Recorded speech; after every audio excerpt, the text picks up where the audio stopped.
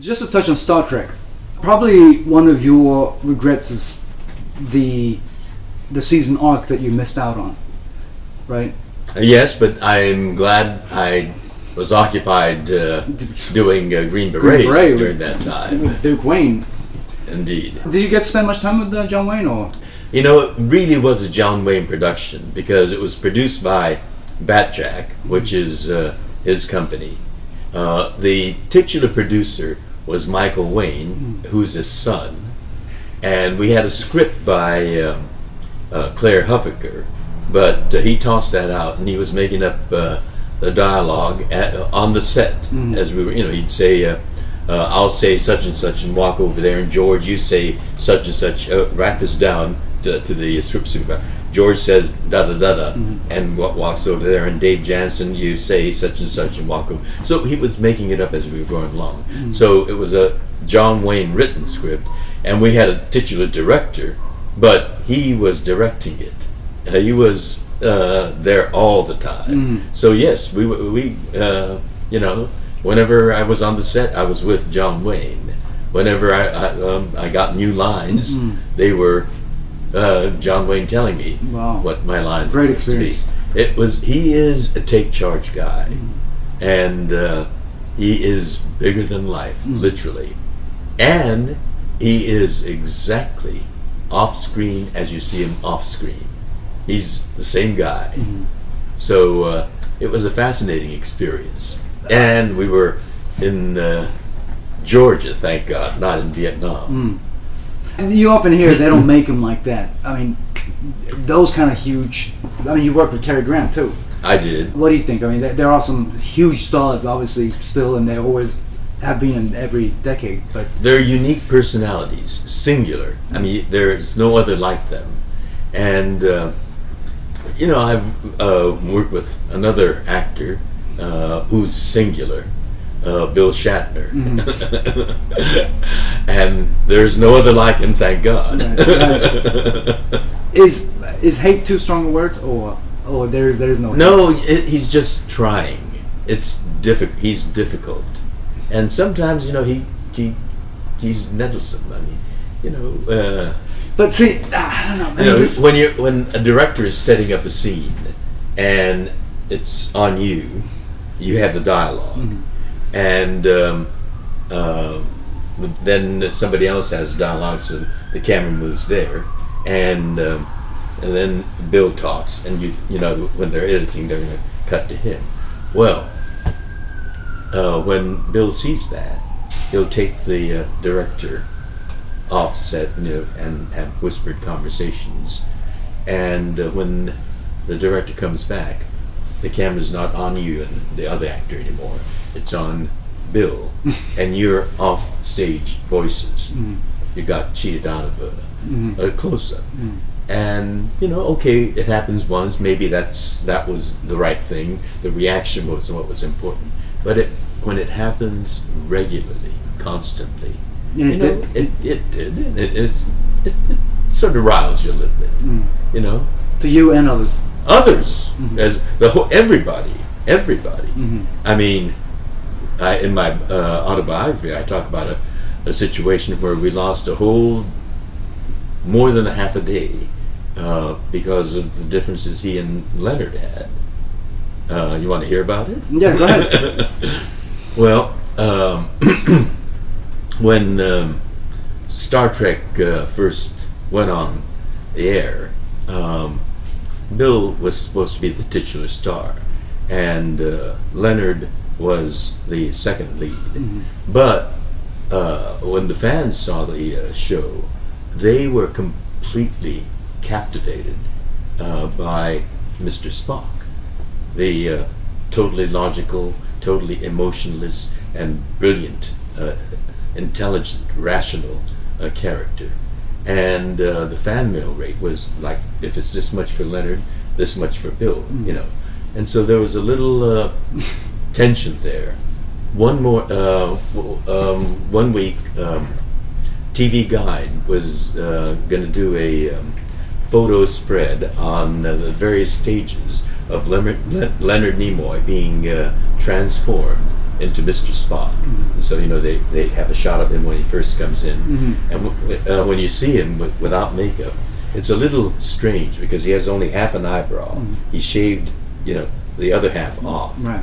and you're used to seeing him with the pointed ears. He's got round ears, and he comes in with this tiny dot of an eyebrow, and he sits down, and they get a shot of that, and then the makeup man is putting the rest of the eyebrows on, and goes up like this, and hollowing the cheek and putting the glue on his ears to put the pointed ear on.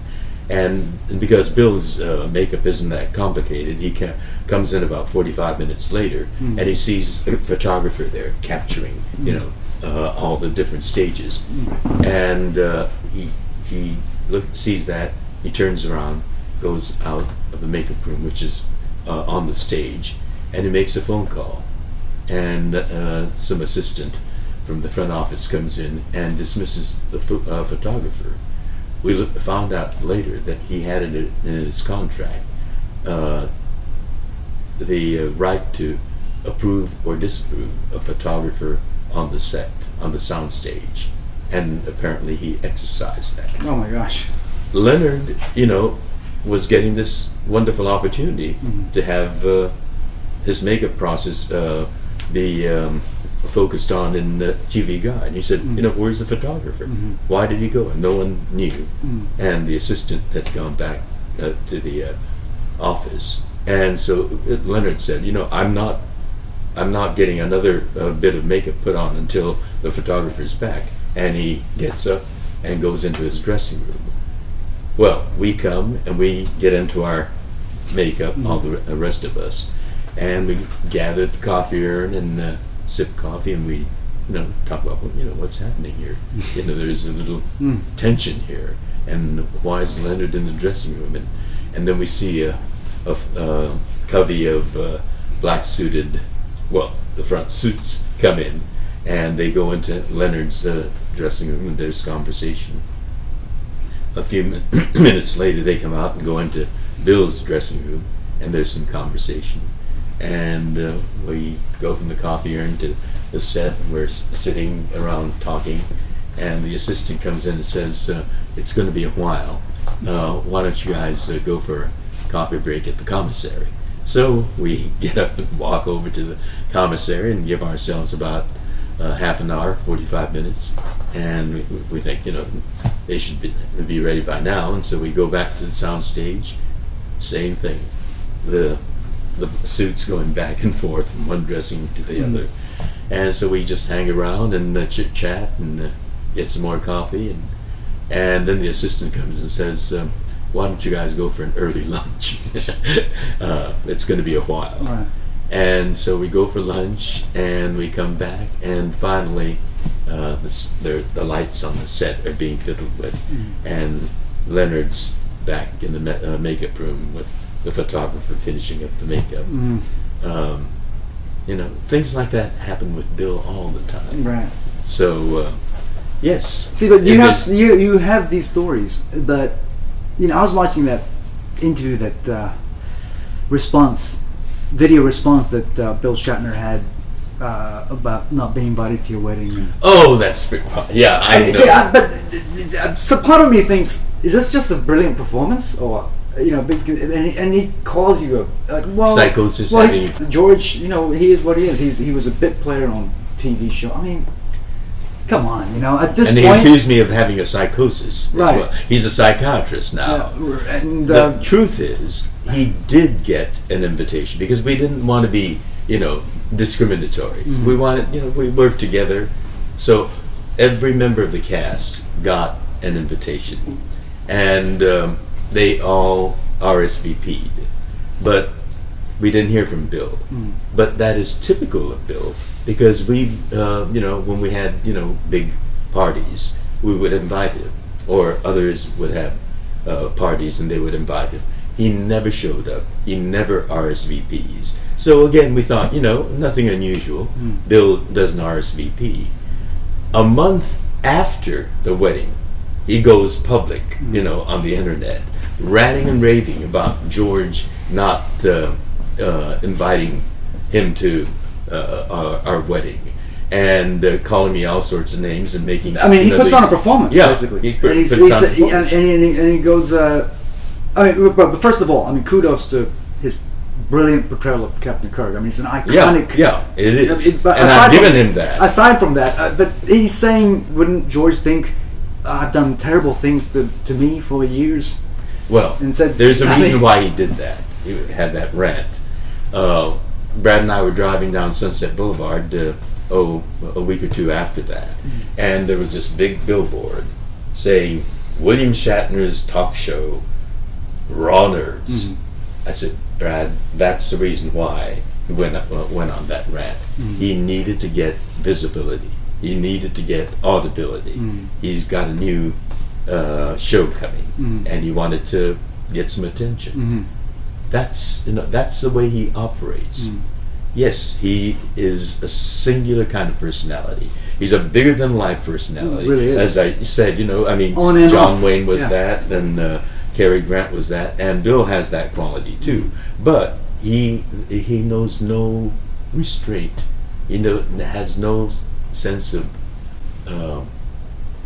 kindness. The opposite, meanness, is what how he operates, I think. Remember that skit he did on Saturday Night Live? Yes. I got a feeling you wouldn't have agreed to do that because you don't want to offend the fans. Well, why? I do Star Trek. I mean, it was hilarious. Primarily to say thank you to them for the support they've given us. This year, in September of this year, we'll be celebrating the 45th anniversary of Star Trek, and it's an extraordinary longevity. No other TV show or series of movies have enjoyed this kind of long-lasting adulation and admiration and respect.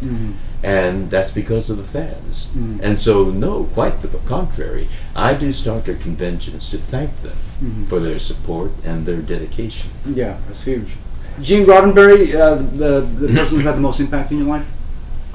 My father is that person. Yes, Gene Roddenberry has had too. But I think my father, during the formative stages, the teenage years, is the one who gave me